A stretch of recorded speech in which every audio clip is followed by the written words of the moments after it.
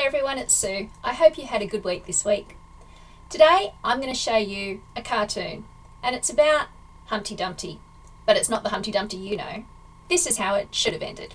Take a look.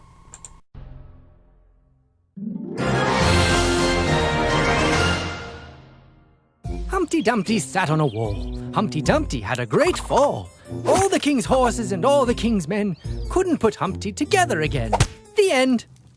But that makes for a very short, boring, nonsensical story. Let's try that again, shall we? Ahem. Humpty Dumpty sat on a wall and narrowly avoided having a great fall, because all the king's horses and all the king's men said, "Don't sit on that wall, it's windy, my friend." Humpty Dumpty considered their words and realized sitting atop walls is absurd. He carefully climbed down till his feet touched the ground, and King of Safety, Humpty Dumpty was crowned. Humpty Dumpty worked at a pace that was brisk. He made signs, he made rules, helping all avoid risk. "Don't sit there, don't stand there, be careful up high." He ordered, he pestered, and he wasn't shy. Eventually the people had all had enough. His signs and his rules prevented fun stuff. Whether something to do or someplace to go, Humpty Dumpty placed warnings, and they all said no. But I want to jump over this candlestick. I promise I'm nimble. I swear that I'm quick. But my family needs water. I must fill this pail. My sister Jill and I surely won't fail. Soon all the king's horses and all the king's men grew tired of the rules and wanted an end. So while Humpty slept, though it took them some time, they went around the kingdom and changed a few signs. At dawn, Humpty Dumpty awoke with a smirk. He walked around the town to see all his work. When walking about proved tiring and hot, he needed to sit and soon found a safe spot. So Humpty then sat on that very same wall, and when the wind blew, he had a great fall. And all the king's horses and all the king's men would never have to listen to Humpty again. But when Humpty landed hard on the ground, he didn't break. Instead, he bounced up and down. Bouncing? Not broken?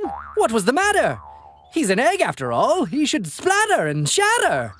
The king's horses and men were all quite confused, while Humpty kept on bouncing, looking quite amused. Their plan to get rid of Humpty Dumpty had been foiled because, children, to be safe, he'd had himself hard-boiled. Always hard-boil your eggs, children. Always. The end. What a great cartoon. I hope you enjoyed it. Well, why did I tell you that? Today, we are going to continue our look at the book of Acts, where we follow Paul and Barnabas down through Cyprus to an area called Paphos, where they meet a man named Sergius Paulus, who has specifically asked them to come and tell him about the good news of Jesus. Now, unfortunately, Sergius Paulus has a man working for him named Elymas the sorcerer, who uses sorcery, trickery, and evil to influence people into doing what he wants them to do.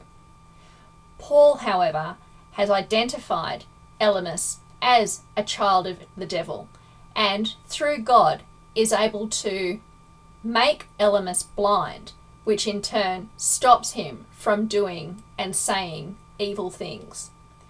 Seeing this, Sergius Paulus is convinced that God is the one true God and that the message of Jesus Christ is to be believed.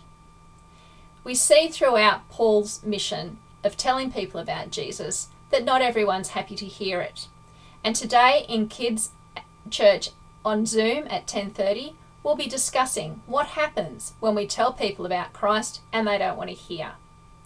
If you're a person that's told somebody, a friend maybe, about Christ and they didn't want to hear, can I encourage you this week to pray for boldness, to pray for confidence, and to pray for God's words to be given to you, and that you might want to try again to tell them about the good news of Jesus.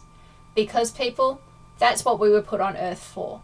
He wants us to be disciples, to tell everyone about the good news of Jesus. I'll see the kids today at 10:30 on Zoom, and I'll see you next week. I hope you have a good week, guys. Bye.